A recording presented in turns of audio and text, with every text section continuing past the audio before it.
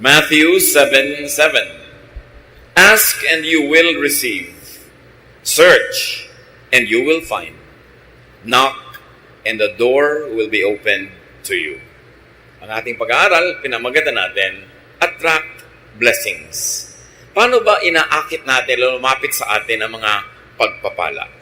Ama namin, salamat po dahil kayo'y Diyos na gustong mag-bless, magpala sa inyong mga anak.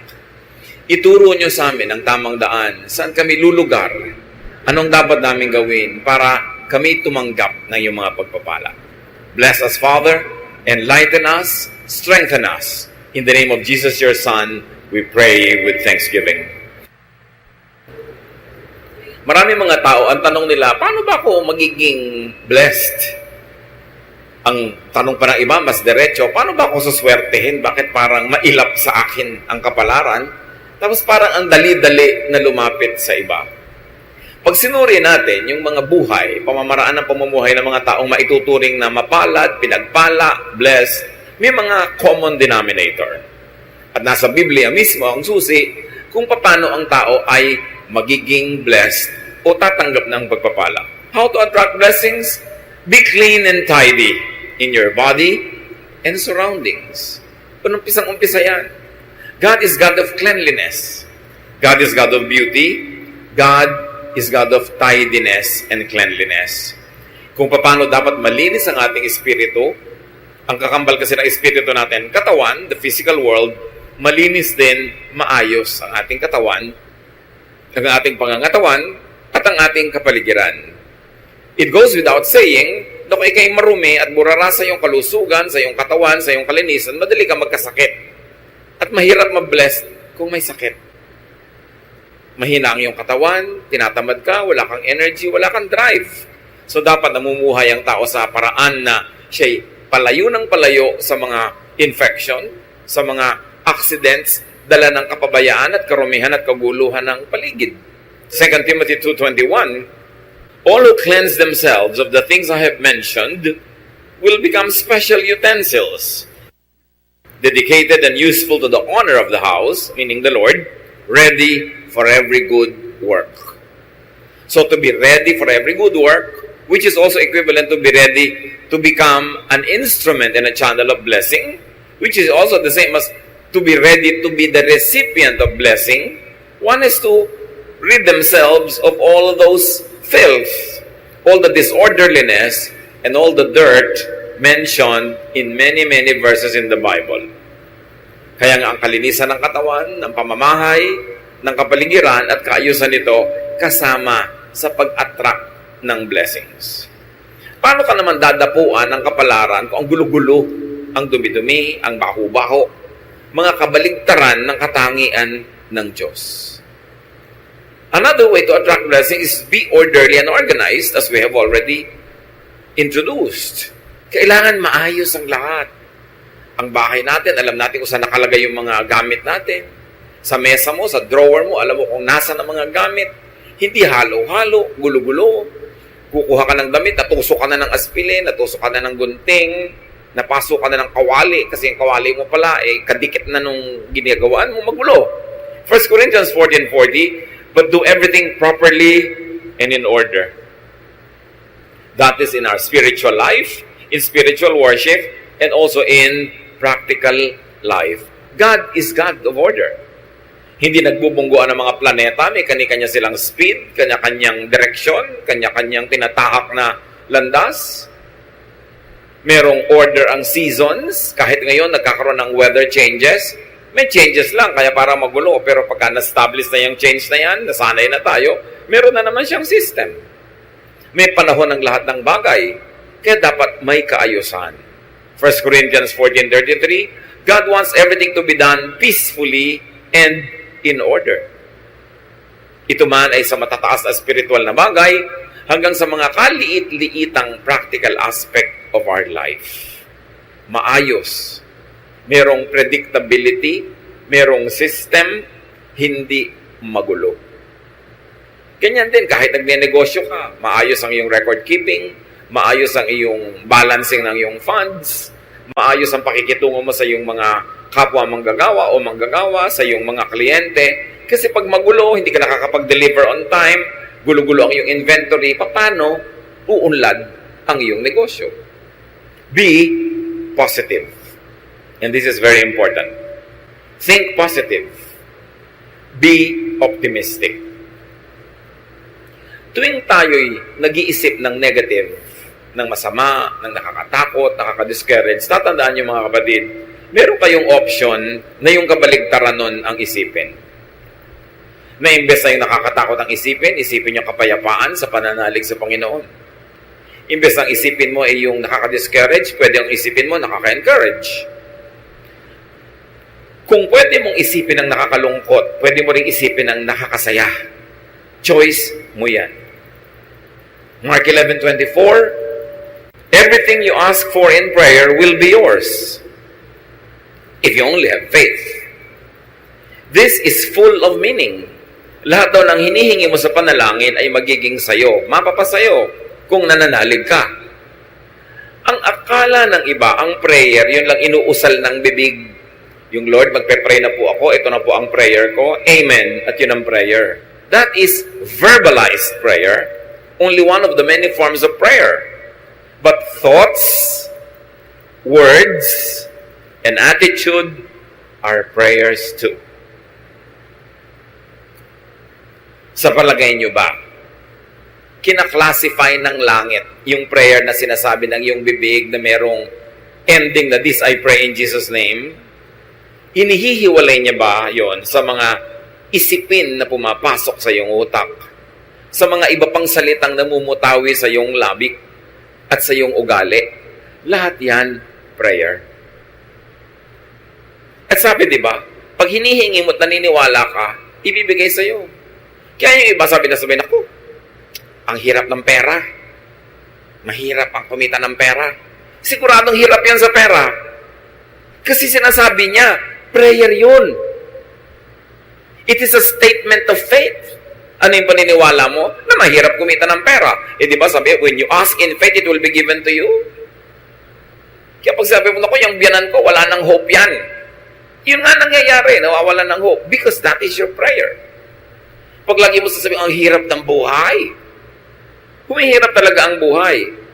Dapat nating malaman na ang prayer hindi lang yung minememorya ng iba at hindi lang yung magagandang mga pananalita na may introduction na magpe-pray na tayo tapos ine-endan mo ng amen. Lahat ng tumatawid sa iyong isip, lahat ng lumalabas sa iyong bibig ay panalangin.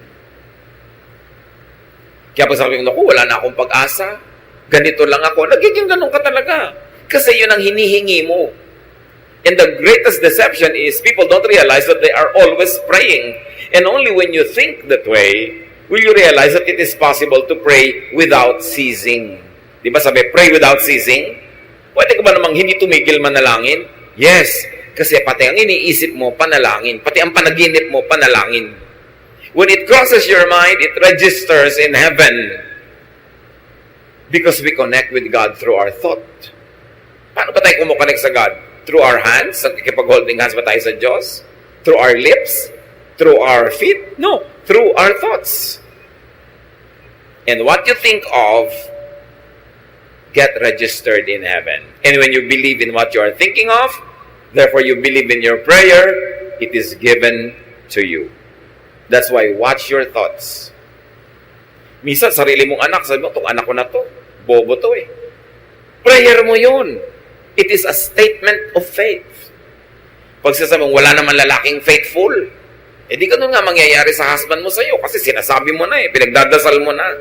Bantayan natin ang mga pinagsasasabi natin kasi natutupad.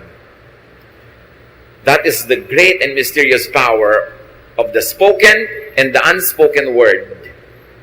It happens. Kasi we were created in God's image.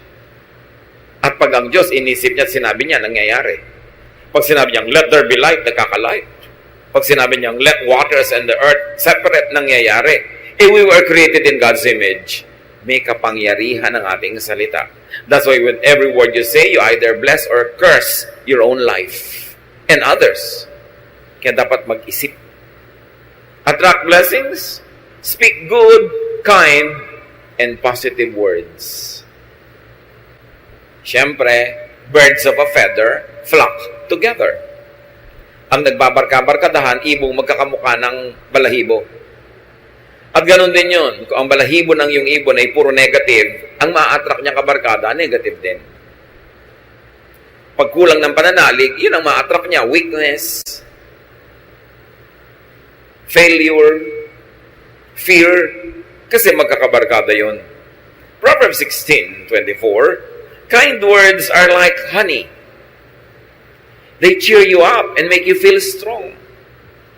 So have only kind words for others to strengthen them, and have kind words also for yourself to strengthen yourself. And when you are strong emotionally, when you are strong spiritually, you become strong physically. And when you are physically, emotionally, spiritually strong, you are ready to receive blessings. Blessings go to the strong, to the happy, to the positive. Because magkamukha sila, magkabarkada sila. Prepare yourself to be blessed. Pag may nangyayaring hindi maganda sa iyong buhay, pwede mong yun i-celebrate. Palakihin mo siya. Hindi maganda ang buhay ko, kawawa naman ako, api ako, wala akong talent, mahirap ako. Sige, paulit-ulitin mo at di kanyan iiwan. To change the situation, you've got to change your thought about it first. Be changed by the renewing of your mind. It's all in the mind. It's all in the thought. Kaya pag nakokontrol mo yung direksyon ng yung utak, uy, teka, nagne-negative ka utak, ayoko niyan, ipapositive ko to. Uy, nagiging afraid ka, gagawin ko, faith, ang kapalit, mananalig ako. Decision yan. So kind words are like honey. You know, unkind words are like acid. Pag ang bibig mo, lagi ang laman unkind words, parang lalagyan niya na may lamang asido. It destroys its own container. So prepare to be blessed by thinking positive, by being positive. It is a choice. It is a habit to be positive or to be negative. But you know that God is positive. Paano kanya i-bless kung negative ka? Hindi ka handang tumanggap. Another way to attract blessings is to be a blessing to others. Matthew 5:16, make your light shine so others will see the good you do and praise your Father in heaven. When people praise God because of what they see in you, is it too far for God and too difficult for God to bless you? Because He gets delighted when He is praised. And He is worthy of praise. Pero kung napipintasan ng Diyos dahil sa iyo, alam mo na kung anong ina-attract mo na energy. Yung kasabihang talbog sa akin, dikit sa iyo. Pag blessing ka sa iba, tatalbog din yung blessing, didikit sa iyo. Pagka curse o sumpa ka sa iba, tatalbog yung sumpa, babalik sa iyo didikit. Because what you give is what you get. Ganun ang rule of life. What you give is what you get. So when you give blessings, anong ibibigay sa'yo ng kalangitan? Kundi blessings din. Kaya yung mga mararamot, yung mga mahilig na maggumawa ng masama sa kapwa, manira, hindi nila alam, sarili nila ang magiging sira pagkatapos nun. Bumabalik at bumabalik sa atin parang boomerang ang lahat ng ating hinahagis. Kaya kung dumudura ka sa langit, sa mukha mo rin lalaglag ang iyong dura. Pagka nang aapi ka ng kapwa, may balik yon. Pag naninira ka, gumagawa ka ng masama, may balik yon. Kaya nakikita nyo most of the time, mga chismosa, hirap sa buhay. At kung hindi man sila nahihirapan ngayon, baka bukas pa. Pero kadalasan, isipin nyo lahat ng chismosa ang kilala nyo sa buhay nyo. Mga hirap sa buhay. Kasi negative. Kasi laging naninira. You attract blessings, give. Be a giver of good things. Be generous with what you give. Proverbs 11:25, be generous and you will be prosperous. Help others and you will be helped. Napakadali namang maintindihan. Gusto mo palang lumuwag ka sa buhay, sumagana, maging mariwasa, maging palabigay, at palabigay ng pabulosong paraan. Kasi sabi, pag tinutulungan mo ang iba, tutulungan ka rin ng Diyos at ng iba. Yan ang sikreto para lumuwag ang buhay. Huwag kang maramot. Nakikita niyo yung mga mararamot? Mga hirap na hirap din sa buhay. Kuminsan, ang damot-damot, laging nanlalamang, nakakaipon ng konting pera, tapos biglang isang grabeng sakit, ubos ang pera. Nagbabalansi lagi. God is the greatest accountant. Laging may debit, may credit, laging may balance. At binabalansin ng langit ang lahat ng negative na binibigay natin sa kapwa at sa mundo. At ganon din ang positive. Ibinabalik. What you give is what you get. Yan ang rule ng kalangitan. And you keep what you give away. Parang baligtad. Pero ganon talaga. You lose what you are trying to selfishly keep for yourself. But what you try to give comes back to you. And even if it doesn't come back to you the moment you give it, the mere fact na may ibinigay ka, ibig sabihin na una ka nang tumanggap. Kaya pwede ka na magbigay. Kaya kahit hindi ibalik yon, panalo ka na rin kasi may naibigay ka nga. Ibig sabihin, may natanggap ka na noon pa.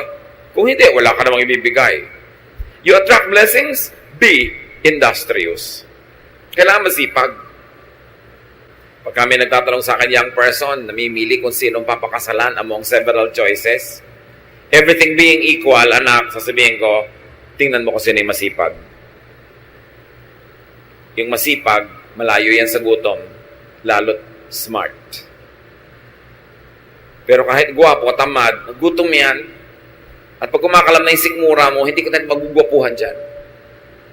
Kailangan masipag. Masarap kasama ang masipag. Magaan kasama. So, be industrious. You want to attract blessings? Alam nyo, God is God who works. Sabi niya, 6 days you should labor, and the 7th you should rest. So, 6 days of work, bago ka magkaroon ng 1 day of rest. Hindi katulad naman ng iba, 6 days of rest, 1 day, rest pa rin. Walang work, tapos gusto magkapera. Work well. It's not enough that you work well. Para yung quality ng trabaho mataas.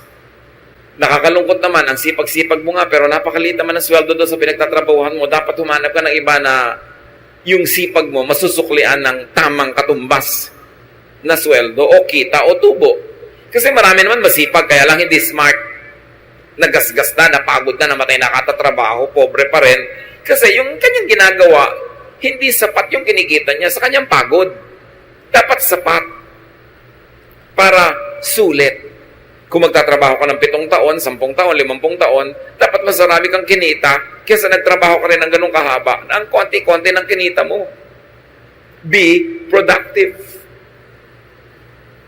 1 Thessalonians 4:11. Try your best to live quietly, to mind your own business, and to work hard, just as we taught you to do. So, hard work. Focus on what you do, not on what others do. Pag lagi kang nanonood sa buhay ng iba, hindi ka makakapamuhay ng sarili mong buhay. Kailangan nakafocus ka sa ginagawa mo, hindi sa ginagawa ng iba.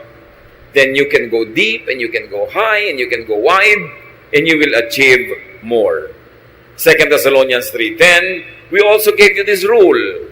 If you don't work, you don't eat. Naku, kung ang mga Kristiyano lang, susundin ito, karami ka mag-anak na ililibing sa gutom bukas. Pero mahilig kasi tayo magpremyo sa tamad. Bakit yung tamad? Laging sinusuportahan. Tapos yung masipag, ang pinaparusahan, sa kanya ipinapasan ang lahat ng gastusin ng mga tamad. Ito ang turo sa Biblia. Hindi ka nagtatrabaho, die. Mamatay ka sa gutom. Liban nila ikay sobrang tanda na, sobrang bata pa, o sobrang may sakit. But if you're able-bodied, you should feed yourself at least. Hindi mo dapat inaasa sa iba ang kakainin mo. Dito naman sa atin, may isang nagtatrabaho, may 5 kapatid na humihingi. Kaya aga-agang magbubuntis, mag-aanak, ang gatas ngayon, hihingin na uli sa ating nagtatrabaho, sa kuya. Yun namang nanay, iiyak-iyak doon sa kapatid, ang kapatid mo, huwag mong babayaan. Bakit laging tamad na kapatid ko lagi ang inaabogado ninyo sa akin? Di na kayo sa akin naawa. Diba? May mga ganong magulang naman. Kung sino yung masipag, pinarurusahan. Yung tamad, pinapremyuhan. Hindi yun biblical. Pag nakaranas siyang magutom at kumalaman si Kura, magtatrabaho. 50 years old na, humihingi pa ng pang-load. Abay, huwag kang mag-cellphone kung wala kang pang-load. Diba? Huwag kang magsaya. Boring. Alam niyo yung mga tamad, laging boring. Laging nabobore. Subukan nilang magutom. Diba? So, if you want to eat, you work. And if you work smart, you eat. Dinadagdag natin yung smart. Although sasabihin ng grammar teacher ko, if you work smartly. No? But if you work smart, you eat. Hindi lang yung work ka ng work, pero hindi ka naman smart. Napapagod ka, wala kang kita. Marami rin ganun trabaho eh. Dapat sulit. But remember, brothers and sisters, laziness attracts hunger. It attracts many other negative things. Pagtamad, marami nang kakambal na problema. At dahil tamad, laging nabobor. Hindi kasi busy. Pag nabobor, iimbento ng mga kabalbalan. At usually, magastos ang bunga ng kabalbalan. Napapaaway, naglalasing, asawa ng maaga. May mga kakambal na mga problema, yung pagiging tamad. Kaya dapat ang tao busy lagi para mawala siya ng oras sa kabalbalan. Because an idle mind is the devil's workshop. If the devil see you doing nothing, he will put you to work. And definitely, ang magagawa mo, pampagulo ng buhay. Attract blessings, be appreciative. Be thankful, be grateful. Kasali yan. Because thankfulness, gratitude, appreciation is the path of blessings. Kung baga ang ilog, merong dinadaanan niya na landas. May ruta yan, di ba? Ang gano'n din ang blessing. May ruta yan. Ang dadaanan niyan, yung mga pangpang ay thankful, orderly, beautiful, grateful, positive, productive. Doon dadaan ang ilog yung agos ng pagpapala. Pag ikaw hindi ka appreciative, hindi ka mapagpapala. Yung binigyan ka, tapos nagrereklamo ka, ba't ito lang? Sa susunod, di ka na mabibigyan. Pinautang ka, dapat ang appreciation mo is magbayad ka na maaga, mabilis. At kung pwede, dagdagan mo pa ng kung ano mang interest in cash or in kind. Para mamaya, uutang ka na naman, nagmamadaling pautangin ka. Pero kung hindi ka nagbabayad, hindi ka na makakautang uli. Mawawala na ang kanang credit, liliit ang mundo mo, natatanggal lang yung blessing. Ang mga nagbibigay, nagreregalo, nagpaparaya, siyempre, inaasahan din naman nun, magpapasalamat ka. At pagka hindi ka nagpasalamat, kahit hindi nila sabihin, dinaramdam din nila. At sa susunod, tatamarin na sila na tumulong sa'yo. Dapat appreciative. Nagpapasalamat lagi. Merong isang asawa, niregaluhan ng husband ng isang blouse, pagbukas ng bag ng regalo, ang sabi agad, ay, hindi naman ganyan ang color na gusto ko. Sabi ng husband, lamunin mo para mawala yung kulay na ayaw mo. Dahil binigyan na nga, nagre-reklamo pa. May mga ganun, bibigyan mo ang hahanapin, kapintasan, reklamo, etc., etc. Pasalamat ka, binigyan ka ng blouse. Pasalamat ka, binigyan ka ng ganito, ng ganun. Hindi yung magre-reklamo ka pa. Si Jesus, may pinagaling siyang 10 ketongin. Nung naggalingan, nagtakbuhan na pa uwi yung Siyam. Isa lang yung nakaalala, ay, nag-about face, at nagpasalamat kay Jesus. Luke 17 to 19, Jesus asked, weren't 10 men healed? Where are the other 9? Why was this foreigner the only one who came back to thank God? Then Jesus told the man, you may get up and go. Your faith has made you well. Sa 10 pinagaling, isa lang yung na-affirm, na-confirm, at na-cement yung kanyang paggaling. Yung Siyam, hindi natin alam kung bumalik ulit yung ketong nila. Pero isa lang ang in-affirm ni Lord. Kasi isa lang yung nagpasalamat. Mapagpasalamat tayo dapat. Pagka ikay nakakatanggap, bigay ka agad. Sa nagbigay sa'yo o sa ibang nangangailangan, ganun ang pagpapasalamat. Hindi susuluhin mo lang. At magpapahayag ka talaga ng thanksgiving. Gano'ng karami pa ngayon ang nagpapadala ng thank you card, kahit sa text. Hindi yung pagka nabigyan ka na, nakalimot ka na. Pagka masaya, nakakalimot, pag lang malungkot, nakakaalala. Ang mangyayari, masisira ang papel mo. Hindi ka na kakatuwaan ng iyong kapwa. And you know, we all need help to succeed. We need help in the beginning and in the end. But people help only those that they like. So pag nadala sa'yo, hindi ka appreciative, hindi ka nagpapasalamat, wala man lang mahita at mapala sa'yo sa kagagawa sa'yo ng mabuti, mauubos ang gumagawa sa'yo ng mabuti, lilit ang iyong mundo at mawawala ang iyong mga blessing. Matthew 7:7, ask and you will receive. Search and you will find. Knock and the door will be open to you. But remember, you ask, seek, and knock with your thoughts, with your words, with your actions. Lahat yan, prayer. Kahit hindi ka mahilig sa formal prayer, group prayer, corporate prayer, kung ang thoughts mo lagi, words mo at buhay, ay nakasang-ayon sa mga katuruang ito, nagdadasal ka actually. At dinidinig ang iyong dasal. Remember, you attract what you think of. Pag ayaw mo, huwag mong isipin. Kasi oras inisip mo na, pupuntahan ka niya. Ayaw mong matakot, huwag kang mag-isip ng nakakatakot. Huwag kang manood ng nakakatakot. Huwag kang makinig ng nakakatakot. Kasi oras na pinapasok mo yan sa utak mo, hindi ka na niya lulubayan, lagi ka niyang tatakutin. Pagka ayaw mong ma-discourage, huwag ka makipagkwentuhan sa nakaka-discourage na tao. Kung ayaw mong makaladkad ka sa mga gulo at chismis, huwag kang makipag-usap sa mahilig sa chismis. You attract what you think of. Kaya yung lagi mo iniisip, may sakit ka, natatakot ka, mamaya may sakit ka na nga. Isipin mong malusog ka. Because ang iniisip is a declaration of faith. And when you believe in it, it will happen.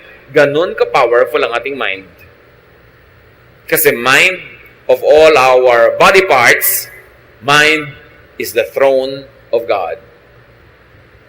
Doon talaga nakatira ang Diyos. At yun ang inaagaw ni Satanas, yung mind mo rin. Gusto niyang tumira din siya doon, para yung mga isipin niya, pumasok sa isip mo, yung mga pananakot niya, yung mga panggigipit niya, pagpapahirap niya, pag-aakit niya, utak ang pinag-aagawan. Kaya dapat iluklok natin sa ating utak ang Diyos.